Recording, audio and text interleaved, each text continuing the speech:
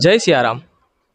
आज यहाँ पे एसएसजी हॉस्पिटल में अनंत विभूषित जगत गुरु रामानंदाचार्य नरेंद्राचार्य जी के द्वारा रामानंद संप्रदाय ब्लड कैंप रखा हुआ है। हमारे ब्लड कैंप का टारगेट है 200 ब्लड यूनिट्स और अभी आज 72 यूनिट्स हम कवर कर चुके हैं। और हमारे संप्रदाय के बहुत सारे अलग अलग उपक्रम है, जैसे कि देहदान, ऑर्गन डोनेशन, निशुल्क एम्बुलेंस सेवा इत्यादि। और आज का हमारा टारगेट है 200 ब्लड सेल्स यूनिट जमा करने का। और 18th ऑफ दिस मंथ जनवरी को बापोद 4 रास्ता को हम लोग और एक ब्लड कैंप रखने वाले हैं। उसका भी टारगेट हमारा 200 ब्लड कैप्सूल्स का कलेक्शन का रहेगा। और टोटल इस साल हमारा 4 जैन से 18 जैन तक पूरे इंडिया में अलग अलग जगह पे ब्लड कैंप्स रखे जाते हैं और पूरे ओवरऑल इंडिया का 200 ब्लड यूनिट्स का हमारा टारगेट है। माई सेल्फ अमित जोशी हूँ पोते અને એસએસજી આપણે હોસ્પિટલમાં બ્લડ ડોનેશન કેમ્પમાં જે આવ્યા છે અમે બ્લડ ડોનેશન કર્યું છે. બ્લડ ડોનેશન કરવાથી ઘણી સારી સ્ફૂર્તિ અને તાજગી ભર્યું લાગે છે અને આપણા શરીરમાં તમે જુઓ તો દર 48 કલાક નવું બ્લડનું નિર્માણ થાય છે, બરાબર છે. તો આને દર 4 મહિને રેગ્યુલર દરેક જણ કરવું જોઈએ.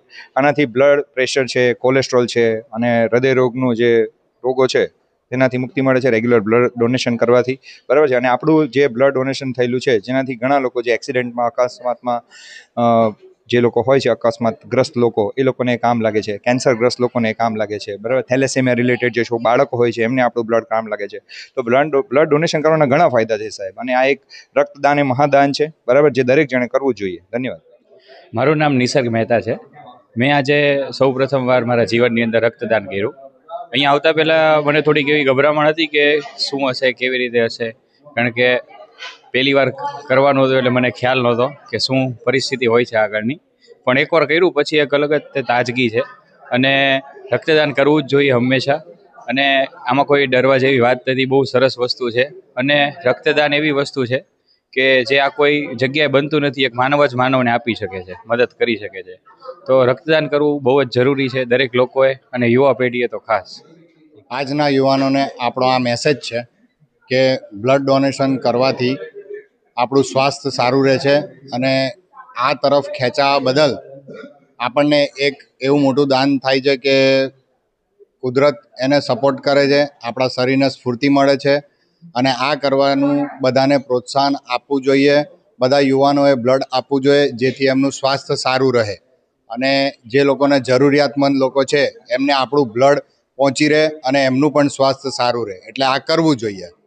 नमस्कार, मेरा नाम केवट शिवनाथ मुन्नाराम है। वागोड़ी रोड पे मैं टैक्स कंसल्टेंट हूँ। रक्तदान सभी को करना चाहिए कि रक्त ऐसी चीज़ है कि कोई मैन्युफैक्चरिंग नहीं हो सकता, कोई इंडस्ट्री में, कोई दुकान में, कोई जगह मैन्युफैक्चरिंग नहीं हो सकता। रक्त एक मानव सर्जित है जो शरीर के अंदर खुद ही प्रकृति के द्वारा एक प्रभाव पैदा होता है। इसलिए ये कहीं भी हमें ब्लड डोनेट इसलिए करना चाहिए, कहीं अकस्मात हुआ किसी को ज़रूर पड़ा कहीं भी, तो वहाँ पे हमें डोनेट करके उसकी जीवन बचाना चाहिए। Thank you.